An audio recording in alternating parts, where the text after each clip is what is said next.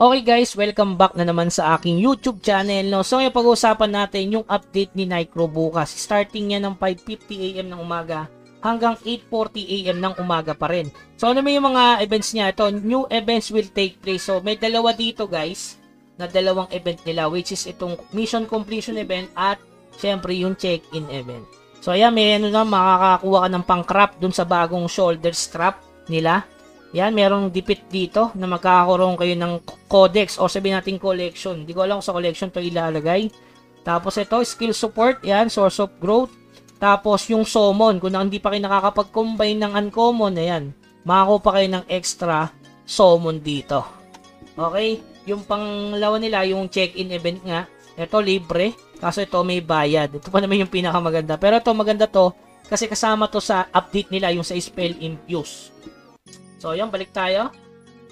So, yung pangalawa naman nila, yung new area, the City of Craftsmen Tronitel will be added. So, anong required para makapasok dyan, mga boss? So, dito, based dito sa August 17 update ng core, ang Tronitel field, mag-start yan sa chapter 29. Kapag natapos nyo yung chapter 29, which is yung si Escape, nakalagay dito, no?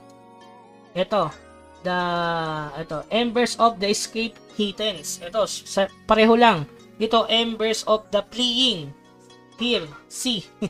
So, ayan, chapter 29 lang mga boss. Pwede na kayo makapasok dito sa Tronitel. So, chapter 29 lang ang kailangan nyong tapusin. So, level 50 yung pinakamahinang master dyan.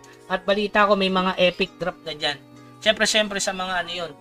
Sa mga high level maps yun mga boss. Okay, so yung pangatlo, itong shoulder strap na will be added. Ayan, yung bagong equipment na accessory. So, ito yung pang-craft niyan mga boss. Siyempre, kailangan nyo ng papyrus. Kaya sumali kayo sa ano natin sa Discord para makita nyo yung mga upcoming. Kasi ito, May 23 pa itong na-post. Ayan, kita nyo naman. Ito yung mga kailangan. Yung iba nakapagpa-ready na dyan. Ayan, kailangan nyo ng ingot. Tsaka, syempre, yung wood. Yung wood is napupulot sa bagong mapa mga boss. Okay, so ayan yung itsura ng bagong item. Pang-apat naman, new weapon style added. So, ito is pinatch nung August 24. After Tronitel. Nilabas nila yung Tronitel ng 17. August 24 along with the SOA event dapat. Kaso, naglabas na sila ng SOA event sa global which is yung kailangan mo mag-dismantle. So, ito yung itsura nung kanilang new appearance. Siguro ito yun mga boss. Add new weapon appearance. Kasi magkasunod lang naman 17 and 24. So, ayan. Tapos yung pang lima naman, ito na nga yun, yung spell infusion. So, hindi natin alam kung ano yung tsura nito. Wala akong sample, mga boss. Tapos, yung pang-anim, itong skill wave of inspiration tier 2. So, ano ba yung kailangan dyan? Based dito sa August 8, nakalagay. Kailangan yung source of growth na 150. So, iti-tier 2 lang naman natin yung dating bagong skill na 23 million, diba? So, which is wala pa ako. So, mati-tier 2 siya, kinakrap siya, kailangan yung source of growth. Morion tsaka gold coins na 1 million. Kung mapapansin nyo, tumaas yung source of growth dyan sa mga server nyo mga boss. So katulad dito 59 dias na siya kasi nakalive tayo kanina 34 lang ata to. Tapos Ancient Papyrus, ayan, pa 140 na siya mga boss. Ay 120 oh. Pwede nyo bilhin yan, tapos i-bend nyo na mas mahal. So pwede nyo gawin yun mga boss.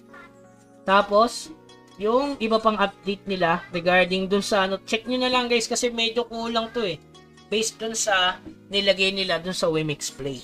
Okay, sa ngayon yan lang muna kasi yan lang yung info na nilagay nila. So tingnan na natin kapag actual update na sila bukas. Okay, so yun lamang guys, keep grinding, huwag kalimutan mag-subscribe sa ating channel at i-like naman yung video na to. Hanggang sa muli, paalam.